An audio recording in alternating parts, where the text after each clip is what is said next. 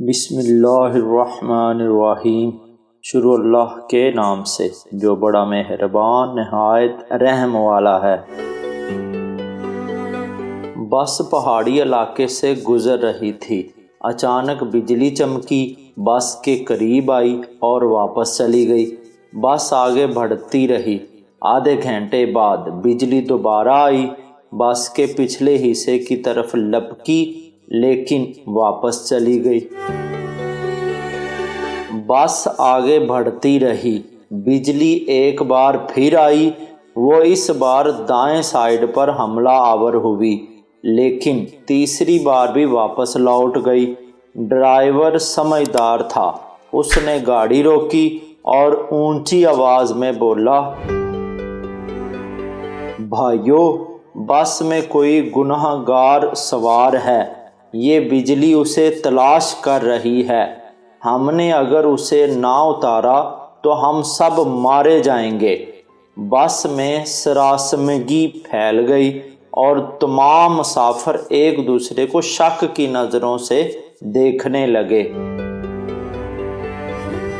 Driver نے مشورہ دیا، سامنے پہاڑ کے نیچے درخت ہے، ہم تمام ایک ایک کر کے اترتے ہیں اور درخت کے نیچے کھڑے ہو جاتے ہیں، ہم میں سے جو گناہ گار ہوگا بجلی اس پر گر جائے گی اور باقی لوگ بچ جائیں گے۔ یہ تجویز قابل عمل تھی، تمام مسافروں نے اتفاق کیا۔ ڈرائیور سب سے پہلے اترا اور دوڑ کر درخت کے نیچے کھڑا ہو گیا۔ بجلی آسمان پر چمکتی رہی لیکن وہ ڈرائیور کی طرف نہیں آئی، وہ بس میں واپس چلا گیا۔ دوسرا مسافر اترا اور درخت کے نیچے کھڑا ہو گیا، بجلی نے اس کی طرف بھی توجہ نہیں دی۔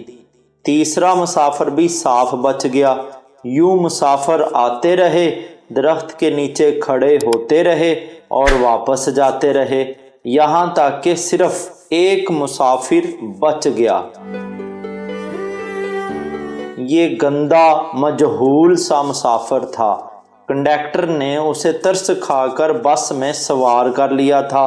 مسافروں نے اسے برا بھلا کہنا شروع کر دیا، لوگوں کا کہنا تھا، ہم تمہاری وجہ سے موت کے منہ پر بیٹھے ہیں، تم فوراً بس سے اتر جاؤ۔ وہ اس سے ان گناہوں کی تفصیل بھی پوچھ رہے تھے جن کی وجہ سے ایک اذیت ناک موت اس کی منتظر تھی، مگر وہ مسافر اترنے کے لیے تیار نہیں تھا، لیکن لوگ اسے ہر قیمت پر بس سے اتارنا چاہتے تھے۔ مسافروں نے پہلے اسے برا بھلا کہہ کر اترنے کا حکم دیا، پھر اسے پیار سے سمجھایا اور آخر میں اسے گھسیٹ کر اتارنے لگے۔ وہ شخص کبھی کسی سیٹ کی پشت پکڑ لیتا تھا، کبھی کسی راڈ کے ساتھ لپٹ جاتا تھا اور کبھی دروازے کو جچھا مار لیتا تھا، لیکن لوگ باز نہ آئے۔ انہوں نے اسے زبردستی گھسیٹ کر اتار دیا۔ ڈرائیور نے بس چلا دی۔ بس جو ہی گناہ گار شخص سے چند میٹر آگے گئی، دھاڑ کی آواز آئی، بجلی بس پر گری اور تمام مسافر چند لمحوں میں جل کر بھسم ہو گئے۔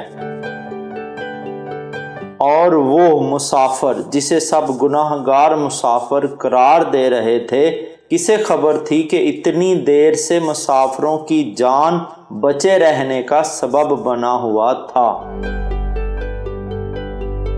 ہم نہیں جانتے ہم کن لوگوں کی وجہ سے زندہ ہیں، ہم کن کی وجہ سے کامیاب ہیں اور ہم کن کی بدولت محلوں میں زندگی گزار رہے ہیں۔ اس لیے ہمیں کسی بھی شخص کو حقیر نہیں سمجھنا چاہیے، ہو سکتا ہے وہ اللہ کی بارگاہ میں بہت زیادہ اہمیت کا حامل ہو اور اسی شخص کی وجہ سے اللہ تعالیٰ نے ہمیں دولت، شہرت اور عزت سے نوازا ہو۔